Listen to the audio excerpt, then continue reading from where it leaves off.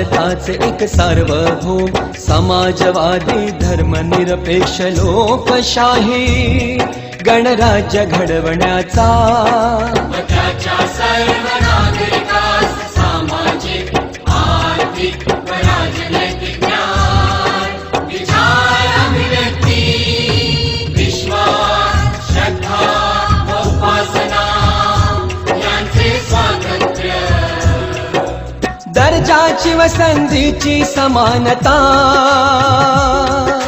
निश्चितपणे प्राप्त करून देण्याचा आणि त्या सर्व